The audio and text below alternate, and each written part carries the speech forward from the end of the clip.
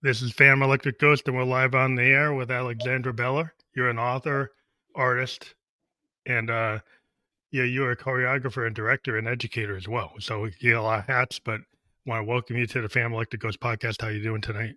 Thank you so much. I'm well. How are you? I'm doing really good. We've been interviewing people since 2016. We're at this episode 1218. So that's where we're trying to hit 1300 this year, but we're on our way. But thank you again for being on the show. How you doing tonight? I'm pretty good. I'm pretty good. So one of the things we have to ask everybody before we get to the heart of your interview is what motivates you and why do you do what you do? Start with the small questions, right? Yeah. Um, I have always been a very deeply feeling person. Like I experience the world with a lot of sensation and feeling. And I think in all of my different capacities, you mentioned a lot of hats. I think underneath all that hats is someone who really believes in living from sensation and feeling. That doesn't mean I discount analysis or science or structure, but to find the most authenticity and truthfulness in my life, I feel like being in a feeling state is important, and knowing how to go in there is important. And I think underneath all my hats is someone who tries to support other people to do that, to find their feeling, to find their truthfulness and their authenticity and their embodiment, so that they can live as authentically and fully as possible. So is your book, The Anatomy of Art, kind of going in that direction, or is that just a part of what you do? I mean, both. It's going in that direction. So this book, I do a lot of creative mentorship for artists. So artists who are struggling with their own process, feeling lost or stuck, or having insecurity, doubt, imposter syndrome, inner critic. I mentor artists to try to help them make the art that they really are trying to make, not the art that I want them to make or that I like, but what they're trying to say, to help them get out of their own way, to find their voice. And so I do think that as part of that, they need to really understand themselves and really understand how they feel, and not just follow a trend or do what they think an audience will like. And of course, I think that is a microcosm for how we relate to one another. I'm not going to try to tell you what you want to hear or please you or appease you. I'm going to try to be as authentic as possible, while also considering you, thinking about you, having empathy for you, recognizing where we're different and how things might hit you differently. But I think the book is, yes, trying to do that. And it's also only a part of what I'm doing. Well, I think it's really interesting because I try to make it my mission on the podcast to talk to creative people like all types, like all over the world, and find out like how do people create, why do they create, and this idea. Like I'm a big fan of the Victorians and the idea let them use, and things coming kind of from the universe. And I've been more of a modal jazz type of guy that goes into like in the moment, not being perfect, like happy accidents, Yes. and understand like left brain, right brain, like Da Vinci, like the idea that you can have a little bit of science, a little bit of art, a combination of everything. Yes. And, that's where I kind of come from. Liberal arts major. I went to Bowdoin College back in the 90s, well, 80s, late 80s. But this idea that you can synthesize everything. You take a little philosophy, take sociology, take art history, take like some computer side, but like whatever. You take as many things to try to learn what you don't know, right? Absolutely. And I do talk about that in the book quite a bit. The way I frame it in the book is that we need both instinct, which I also would say instinct, intuition, embodiment, sensing, feeling. And then we also need analysis, science, rigor, research, structure, Yeah. architecture, scaffolding. And we need both of those things in art and, of course, in life. But I don't think they play well at the same time. So what I talk to artists about is be in one state and really be in it. So if we're in that sensing, feeling, intuiting state, um, when my inner critic starts coming in and talking to me, well, where's this going? How is this going to connect? But what is this after? Is the audience going to like it? That does not help me feel more, intuit more, sense more. It doesn't help me Right. be Well, yeah, witchy and like daydream. Yeah, you lose the groove. Like I'm a musician, right? So like when you're in the groove, like when you're in that kind of you're in a trance, kind of like if you're in a jazz group and you're in the middle of that song, and you're in that groove, and it is like not very nonverbal. Like in dancers and artists, and a lot of people who are in the creative space can understand that. Like when you're on stage in that moment, Yeah. in the scene, in the song, Yeah. in the dance, like that's like you're in it. Like you could be Yeah. in a trance and people go back and show you the film and say, "Well, I don't know how I got there. I got 10,000 hours of doing this and I got there because I'm Yeah. in it." And then on the flip side of that, we can't live in only that and make great art. We need to use rigor. And so, when artists are like, I don't know, I just felt it. I don't know why. And I'm saying, right, but I want you to tell me why. What is that piece of music doing for this at this moment? Why do you want it? Why is it important? I don't know, I just like it. Okay, but I want you to be able to defend it also. Like, Yeah. I want to talk Yeah. about why. And if you can't, there's maybe not as much rigor to it as there could be. And let's think about what some of your other options are. Maybe you use that piece of music because it's a habit or it's what people expect, or a lot of other reasons that actually limit your choice making. So what I talk about around this is that we need to toggle back and forth between instinct and analysis, but not try to use them at the same time. And just the way the inner critic interrupts our intuition, I think sentimentality and attachment and fear can interrupt our rigor. So, when we're trying to like be analytical and, as we say in the arts, kill our babies, which just means cutting things that you loved, but actually aren't necessary, that duet in that I love it. And we spent a lot of time making it. And it's so beautiful, but it's not adding to the story. It's redundant. Let's cut it. It's Mhm. painful. It's painful to do. And we can't use that intuitive sensing feeling state to make those hard choices. We sometimes need to say, okay, analytically, I'm going to say this show is 2 hours long. It's too long. What are we going to cut? That's redundant, even if we love it. And that's the moment at which we can't let that intuitive side be talking to us. We need to use some kind of Yeah, present. there's a balance. Yeah, Yeah. there's a balance. It's like anybody, like you're any musician, you have a 7 minute, 8 minute song, you cut it down to 3 minutes. So there's a bunch of stuff you cut out. And it's It's a painful. bunch of Yeah, it's painful because like there's stuff you could. Yeah, I mean every jazz, unless you're like Miles Davis and Herbie Hancock and they put together something and it was in the moment. Like there's sometimes you can capture something in a moment and third take you could do 10 takes, but the third take you go back, you listen, and that's actually the one. So you're Yeah. still doing the editing. Yeah. You're still because you went and did 10 takes and you decided to take 3. That's not Yeah. that you didn't edit. You made a choice. Absolutely. And I think that's really important in art making as well, that we do both that divergent thinking, which I hear you talking about, like could be this, could also be this, could also be this. Great. Keep bringing them on the table. And just because I picked my very first one doesn't mean that those other 9 takes were not useful. They absolutely were. They led me right back to I've tried everything I wanted to try. I went in all kinds of directions. This is really it. And now I know it. I have proof, and that feels scientific. Yeah, it's like left, right brain. Like every time, like I'm a synthesis, which means I play synthesizer to do sound design, and so I spend a lot of time just trying to get a sound right. So I'll create a sound before I even turn it into a song. Mhm. But I'll spend hours trying to get to a sound just to get a certain sound that I Mhm. want to use. That's like a newfound sound. It's like it's Mhm. not something that's already exists. I created from scratch, and so that in itself is like an idea like sound painting. Mhm. That you create the sound before you use the sound. And Yeah. sound designers, that's kind of what we do. And it's a way of like painting, with the auditory painting.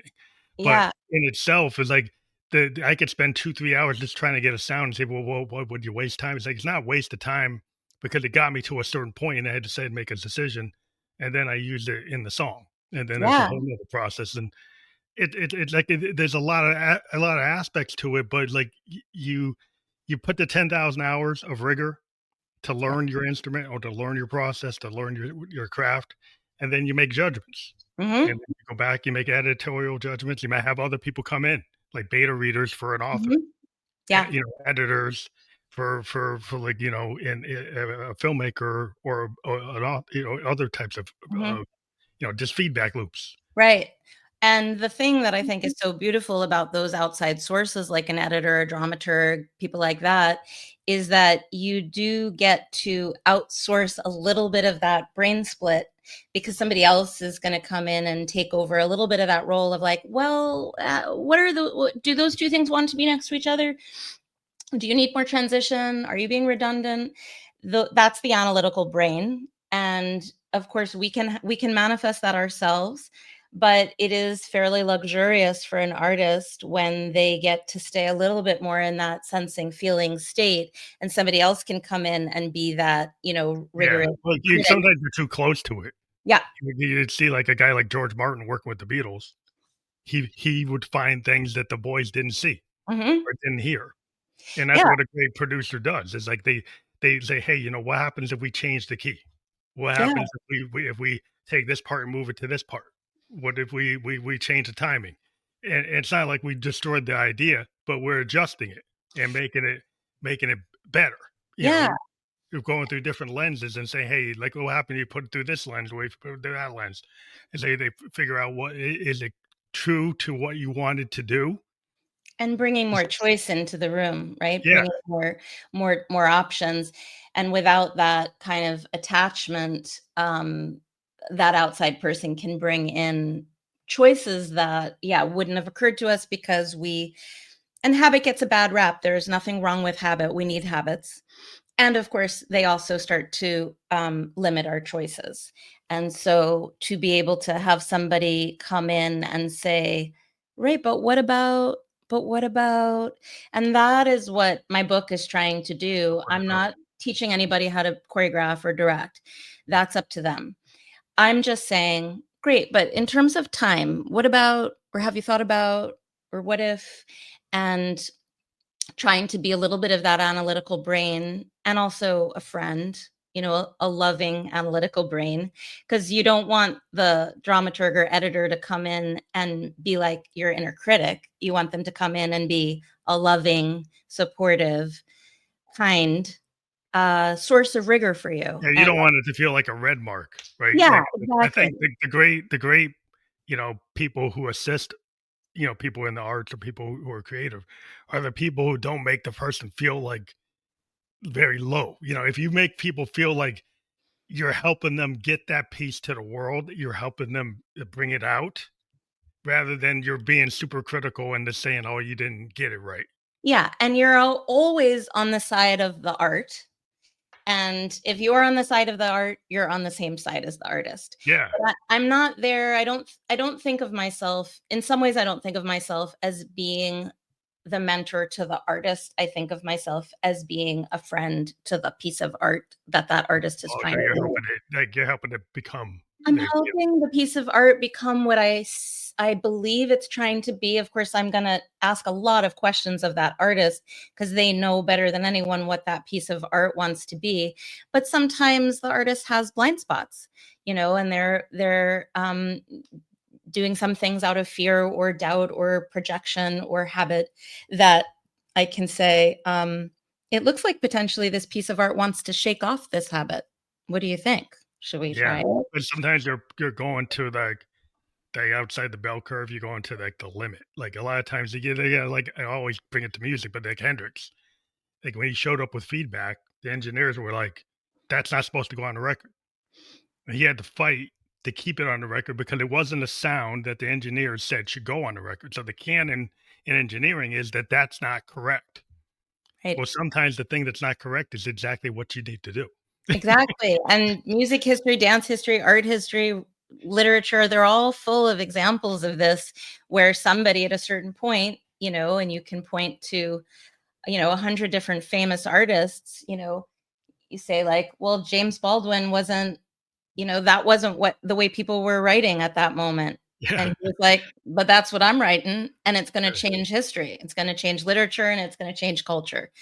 And you can look at, Picasso or, any of the Orson artists that, Welles, Orson yeah, Welles that with started, like Citizen Kane, with yeah, like the idea of some of the cinematic things that he did. When they asked him, he said, "Well, I didn't know you couldn't do that." yeah. And it's like it becomes like the gold standard. Like a lot of the cinematic details and certain things. Like I think there was this thing where the camera kind of would, they had these things that would slide into other pictures. Nobody had ever seen that, and he kind of invented it.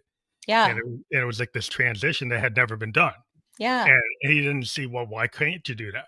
So Yeah. like he created something that no one ever saw before. And the people who do that, a lot of times people will say they hate it because they Oh, never yeah, of seen it course. before. So you kind of have to fight for it. If it's never been seen before, people are like, well, I don't know if that's going to work. It's like, Oh, if there's not a significant number of people hating what you're making, you're not doing anything new, right? yeah, yeah. So that's the thing is like, what's the level of like hate toward your work That or you can withstand. discomfort with your work? And what is like actually like, well, it's not actually credible, or it's not at the level where you could be, right? It's like, Yeah. are you actually underperforming, or are you doing something that just people don't understand because Yeah. they've never seen it before? Yeah, another metric that comes up with this is there's a famous theater director, and she's writes beautiful books about theater.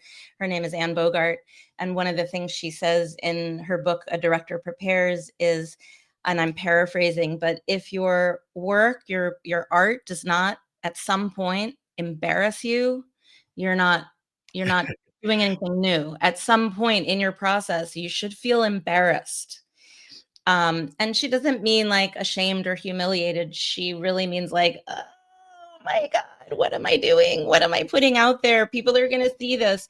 And if you don't at some point in your process feel something like that, A little then you're, discomfort. Yeah, yeah. I yeah, think like Bowie said that you had to tread water a little bit to grow artistically. He never felt like, if he felt like he was being Ziggy too long, he shifted to be Thin White Duke.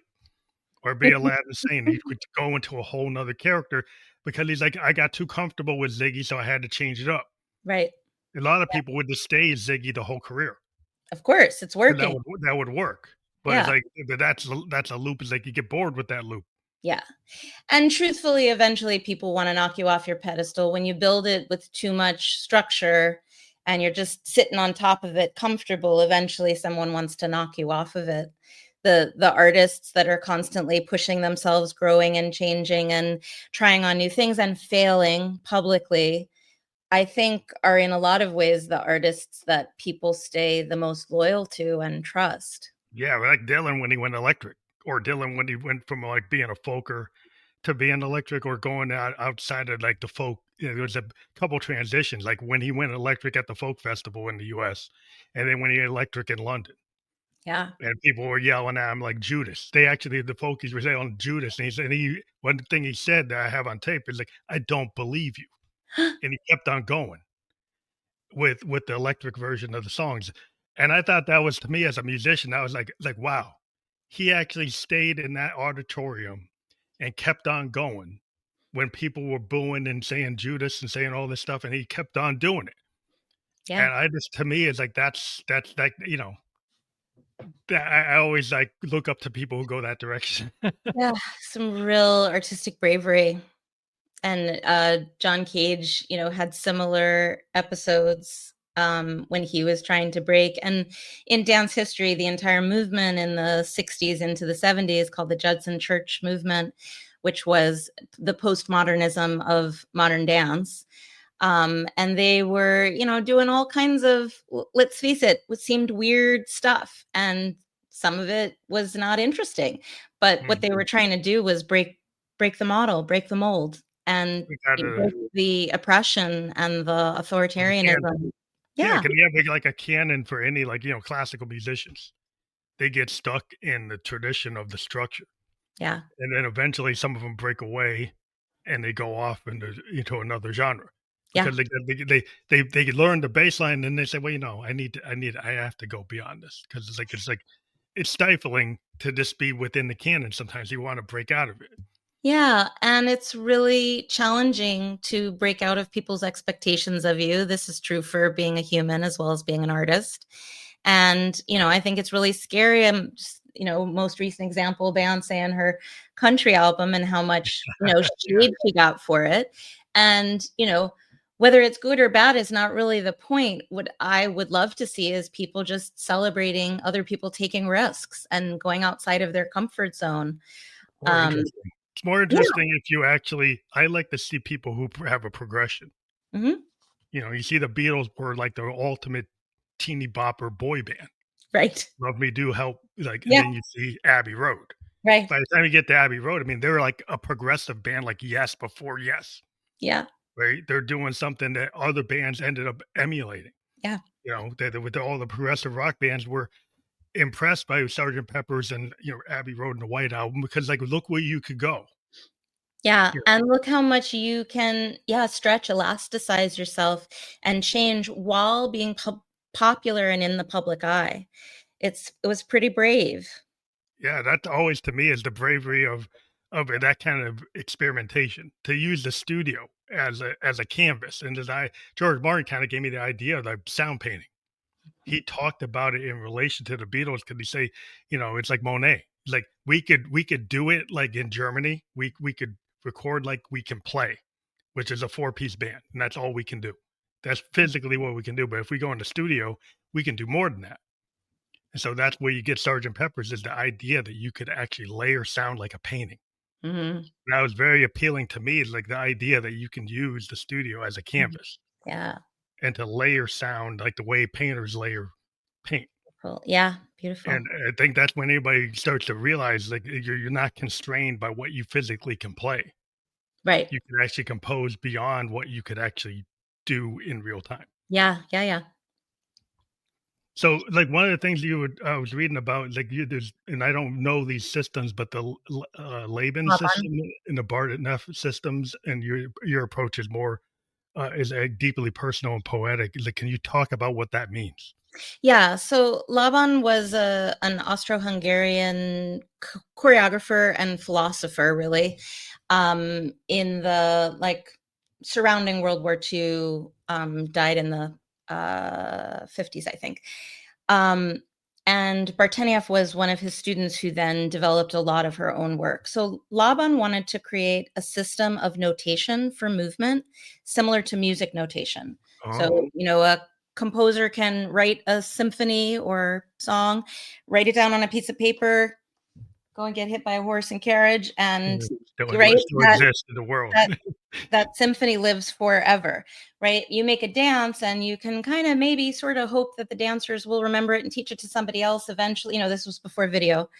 But there was really no way to Cool. capture a legacy of dance, right? It was only in people's memories, and dance in itself so ephemeral, just disappears.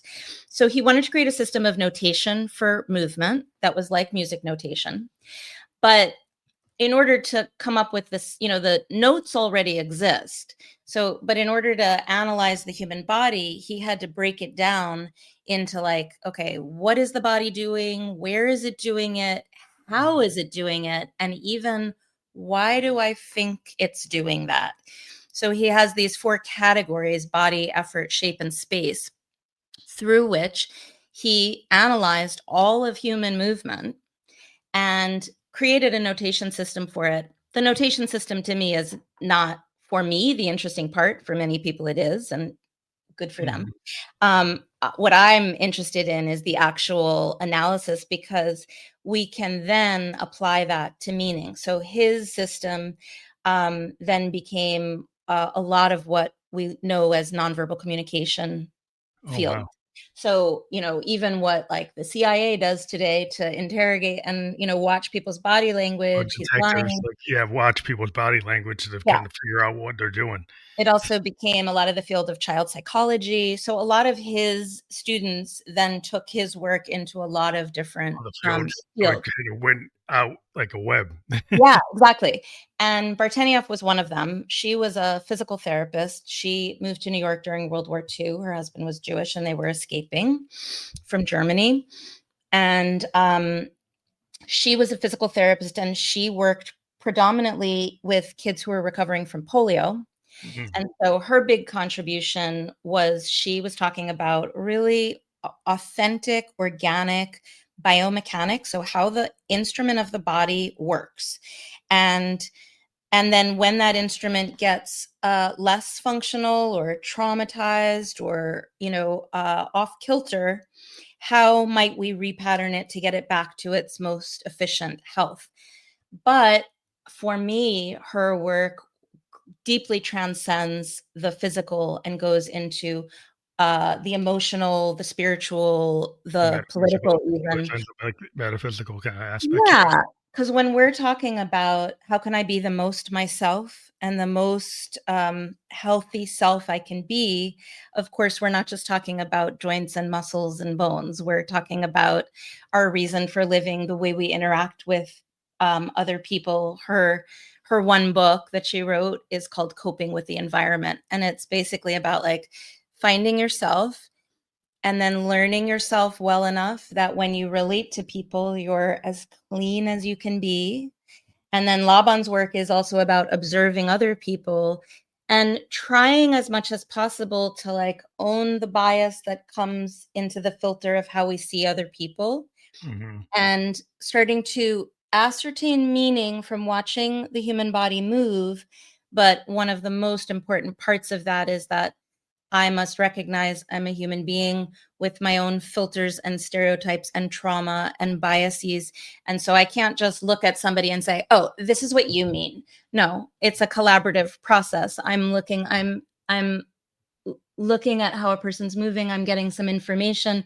I might feed that information back to them, see how they're feeling. That will give me more information. So it's a two-way street. dialogue. Yeah, Yeah, yeah, it's going back and forth. It's like microcosm, macrocosm, inner, exactly. outer, and Symbiotic. Inner outer symbiotic. is literally one of the 4 themes in Laban Bartenieff movement analysis. Inner outer, stability, mobility, function, expression, and exertion, recuperation. And that's what we call the 4 themes. But inner outer, you just named one, you Yeah, know. I'm big time into like that and the looking glass self, another Victorian thing. Like Mhm. as a songwriter, Mhm. I kinda dive into, like, Blakey and, Blake and Wordsworth and Keats and a lot of Lord Byron, but this idea of looking glass self or oh, Oh, sorry about sorry, that. sorry, sorry, sorry. No, no, my fault. And, yeah, it's like a lot of that inner outer stuff, All right, that but, was my computer. it's the computer doing that. Yeah, it was Oh, sometimes where'd it go? Oh, where are good. you? You lost me? I still see you. Oh, I guess you lost the screen. It might have jumped in. You might have to jump in, jump back out. Are you there? I'm still there. You might have to come in, come back out. I don't know if your window got like, your alert. Oh, there you Okay. are. There. Your Sorry, apologies. yeah, alert kinda you took over.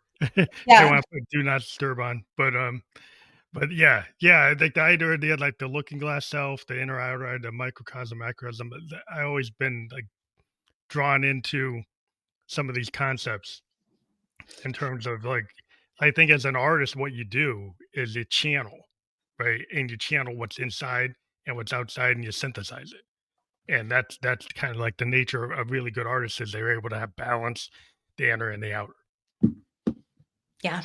Yeah. But is that kinda what your experience that's what you feel like you've dealt with in dance, that's part of the same thing, like a songwriter or a poet maybe thinks in those terms, but dancers think in those terms too? Yeah, I mean, I think so much of dance is about an inner outer experience. Of course, that's what we're doing when we dance, which is, taking this inner world and making it visible to the outer world. Yeah. So you're expressing a nonverbal aspects. That's what I like about instrumental music versus like, I like lyrics, not write lyrics, but instrumental music kind of goes into this idea of like it's nonverbal. Right, and you can do things with the sounds that evoke, like, pictures in your mind, that people see these scenes of melancholy or exuberance or whatever that you by the way you do the movement in the sound, Yeah. and I would think that dancers will try to equate their body to do that movement that I'm trying to do with strings or pianos or bass, whatever instrument I'm trying to get you to feel the same way. Mhm. Yeah, exactly. What's the synergy like with the music and dance, and how much work is done to, like, sync that sound to the movement? Well, I think different people, different things. I certainly have worked with a ton of choreographers who are deeply attached to I only choreograph with music. I have to have music. I can't choreograph without it. Whenever anyone's that attached to something, I generally try to take it away for a period of time. Um, I am somebody that I love music, but it's very powerful and it can overwhelm my system in terms of what is it that I want to say and what is it that the music's saying. And I can tend to fall into more like decorating or illustrating the music rather than staying true to Creating the myself. story. Oh, So wow. for Yeah, 'cause myself as a choreographer, I don't put music in until later in the game, partly because I don't want to be beholden to the music, and also because I believe dance should be doing 100% of dance's job and music should be doing 100% of music's job, and we shouldn't try to do each other's job. And so if I feel like I need music to be able to really feel like this dance is great, I haven't done enough work on that you need to dance. work on the dance. So I so want you wanna look in isolation, like you isolate like a music will isolate a track. for a Like we'll while, yeah, for a you wanna while. isolate a music we'll isolate the drums or isolate, Yeah, and then say and just then see if we get that right before we yeah, bring the next thing in. exactly, and say, "What is this doing? Is it doing its job?" And, to your example, like, if I feel like, "Well, we just need more drive from something, the drums aren't giving us that drive," well, maybe we need to look at the drums a little bit, Yeah. right? And, maybe that electric guitar can be doing something else, and if I'm not getting enough drive from the drums, then maybe I need to talk to the drums instead of adding something in to kind of cover Mhm. that up. I'm just It's like a reminded pure that dance, but that's a pure like, that's an interesting point of view that you want the movement to tell the story without being distracted by other things.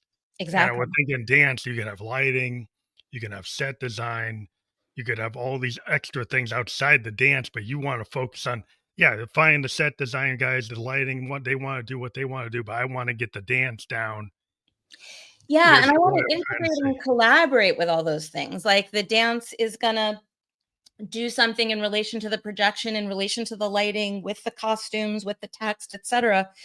I want it all to be symbiotic, and I want it to be a really meaningful ecosystem, and I don't wanna need the music to convey what I wanna convey through the dance. I My hope is that you would get it in silence and that Mhm. the music then amplifies, excites, or contradicts, right? So if the dance is doing 100% of its work, I actually could use music to contradict that dance. Like I could be doing this like painful emotional dance and then put on some very, you Yeah. know, You have a dual charming, layer. Yeah, but there's multiple layers of meaning because a sometimes little you'll like have some, yeah, you yeah, can do that in film where you could have like a happy song with a really, really weird, dark image. yeah, and if And I'm so like, it's "No, very I com need a dark song to feel my dark dance," well, then my dance is not doing the work it needs to do, right? My dance should be complete, and then the music gives me another relationship and something to respond to, and maybe it's even sadder because there's this happy music playing, right? yeah, we have the dichotomy of duality. I like having the duality of like maybe multiple things happening at once, and then people have to kind of find the Easter eggs. Yeah. And so, like, you might want to have to go see the show a couple times to actually get what's going on. Well, that's my favorite kind of show.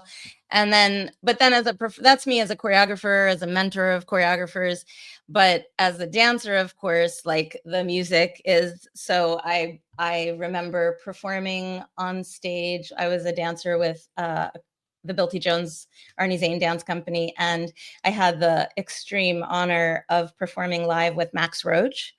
Mm, And I just remember this moment on stage, and Max is just like tearing it up. yeah, And he tends I to do was that. doing a solo in the middle of the stage and just like felt like I am the vessel for this music. Like it was so, and of course, that music was complete. You didn't need me. Mhm. But I felt like it was more like a trance or a, you know, uh, like a Zone. You kinda get in the possession. zone.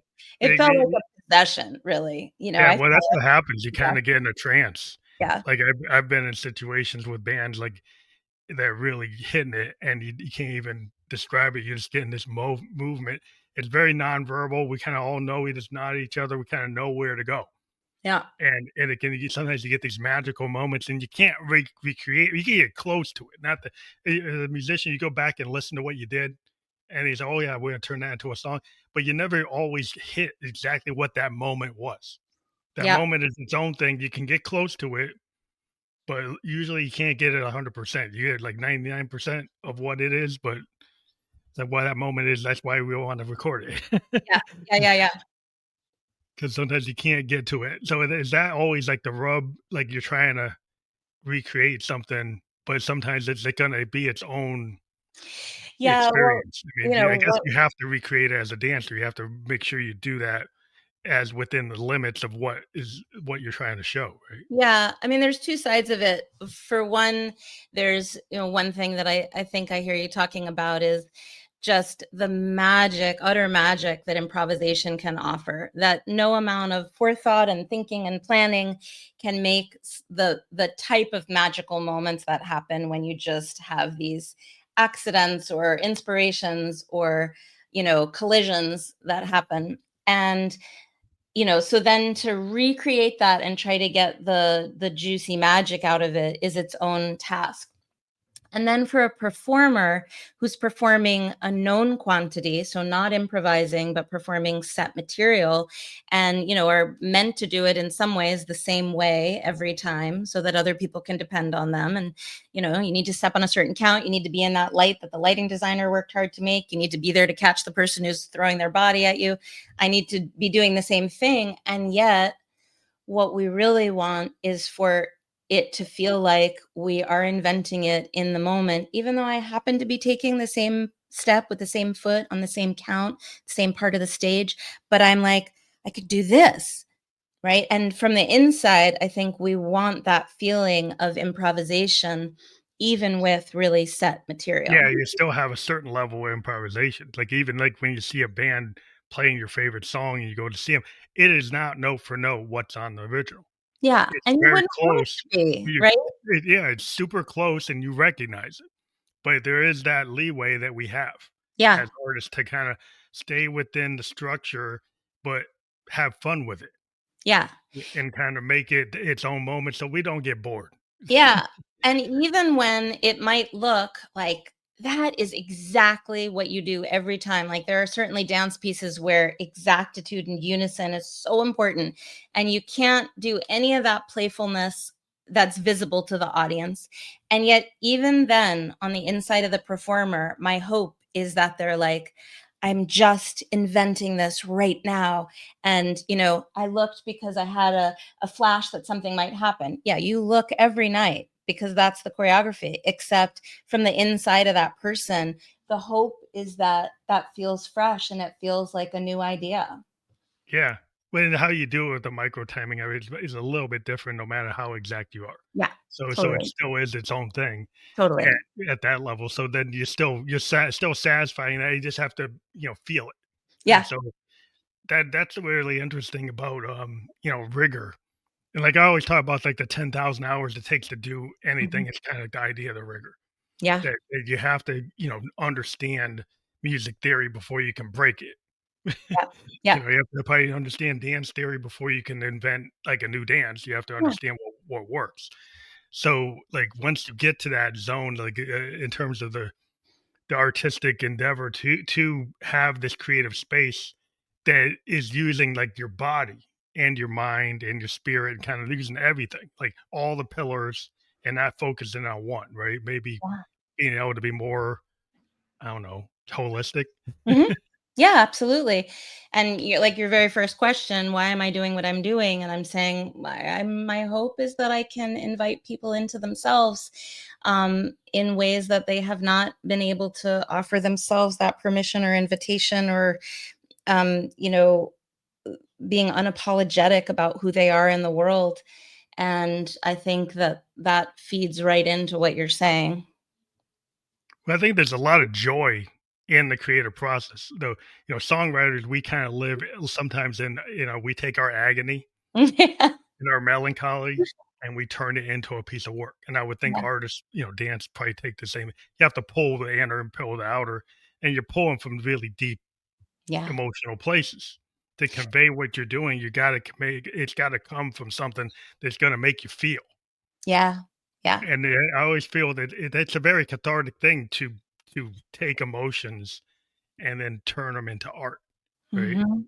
Yeah. And it's in itself, that's the joy, and, that's why, like, therapists use art therapy Yeah, because and the beauty of one of the beauties of dance as an artistic medium, and perhaps why I picked it, even though I am a writer and I do sing, but dance for me, bypasses so much of the frontal lobe material that we have used to construct the world and storytell.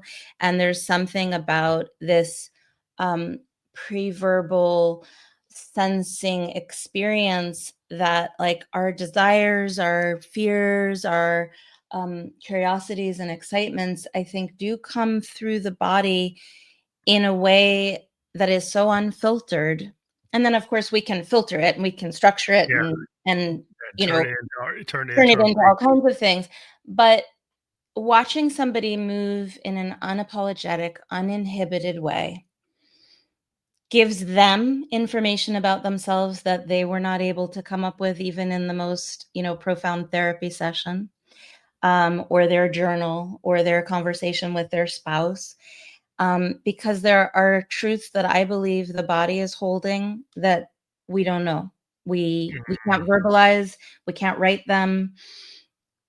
They are animal truths that if we open the channel between our body and the world and we let go of embarrassment, there are things that the body can tell even us, much less other people, that we're not privy to.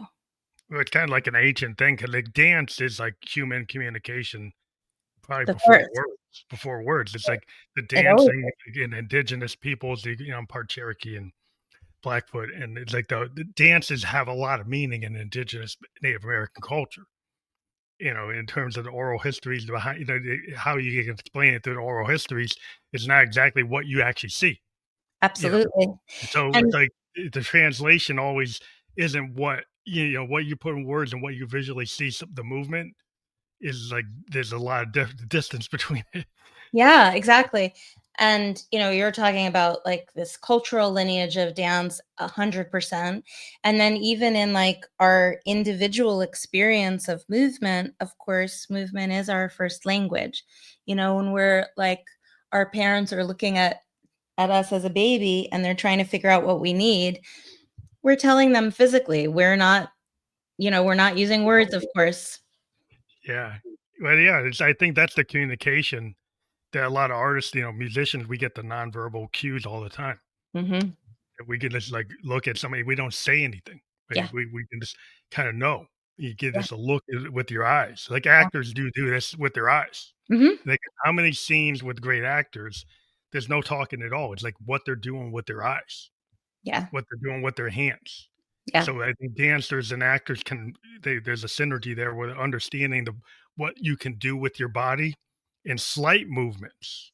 The Yeah. actors that kind of play with like the eyes more, maybe not doing as big grand movements that a dancer does, but there's some things they're doing with their body that aren't Absolutely. as direct. And I work with a lot of actors, so this is definitely part of my wheelhouse that I love to live in, and I do consider all of that a dance. Mm, And I also think that one of the things that's in the way of that, and you see y younger, greener actors, with a certain kind of self-consciousness and, "Oh, I'm gonna be sad," overacting. And mhm, part of that to me is because this authenticity that I started off talking about today, um, if we're not living and feeling, and I don't mean in our art, but just in our life, of like, oh, that hurt. And I'm noticing what my body did and where I feel it in my body, or like, oh, I'm scared and oh, look at what my body's doing when I'm scared. And the greatest actors, I think, live like that, because when you want to be able to put on a posture, a gesture that's communicating emotion, you have to be able to find it. Yeah, you have to find it kinda like a method acting that you have to kinda keep that in your life. The great method actors is like how are they able to channel these things? Well, because you have to kind of become the character and stay in it and feel that character to be that person. And then And what I love about the Laban Bartenieff work with actors is that, yes, and that's how method acting started, but then method acting itself, in a lot of ways, promotes a kind of abusive yeah, maybe mentality. Like, wrong-minded. yeah, Going in, yeah, you have to hurt yourself to do it. yeah, you have to go into your own trauma. What the Laban Bartenieff allows us to do is say, like, oh, well, when I'm scared, I do this. And when I'm sad, I tend to do this. And so, like, then I don't need a director to say to an actor, okay, think of a time when you were really, really scared, terrified. Think about that. Go into that feeling. No, You have to go we don't back want and that. recall it rather No, than we be don't able to want that. What I yeah, might say is like, "Okay, I want you to squeeze your shoulder blades together. I want you to lift your shoulders up and, like, squeeze your arms towards your ribs, and then kinda try to look natural, but keep that, feeling going inside. So all that muscular tension you just came up with, I'm not breathing so well now. So my voice is going to be a little bit different. And I'm trying to just look relaxed. But actually, on the inside, I have a lot of tension and it's affecting my voice and it's going to affect my posture. And then the audience is going to be able to they're feel gonna feel that all in that your body. tension. Yeah, Yeah. they feel that you create it's not a special effect. The greatest actors is like they're their own special effect. Yeah, and then 'Cause they don't need to go into some storytelling or trauma from their past and dredge up some painful, PTSD moment. They can just put their body in a posture, do things with their energy dynamics, their gaze, their focus, their proximity, and you can make all these discrete little body choices that now we've cataloged of like, well, when the body does this, often we read it this way. And it mm, doesn't mean everybody doing a certain thing means exactly one thing. It's not a dictionary, right? So yeah, people will say, like, oh, if your arms are crossed, it means you're closed off. No, maybe. But also, maybe you're cold, or maybe you have a shoulder injury you're protecting, or maybe you realized you have a stain on your shirt and you don't want somebody to see it, right? There are 100 reasons why you might cross your arms. So there's no one to one body meaning.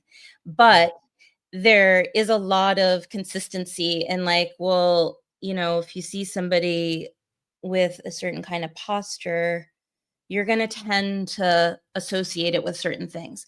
You might yeah, be right, you might be wrong, but what we're looking at in Laban is not so much like, oh, I nailed it, that person's sad, but well, that person's body reads as sad.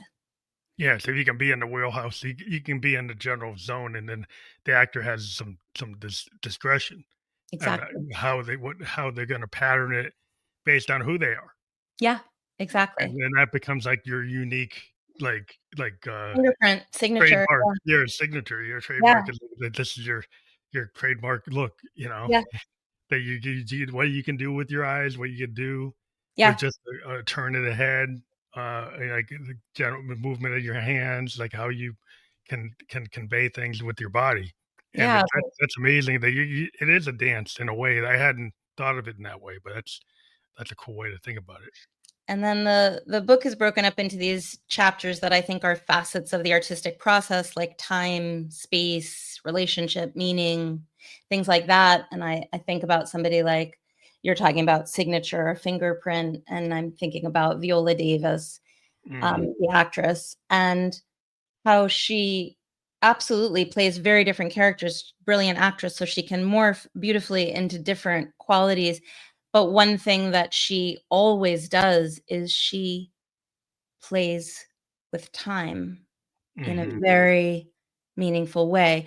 Time is a vehicle for meaning for her, and she's got so much clarity. And either she might be, rushing through something and doing it at a really high speed, or she We'll might slow make it you down. wait.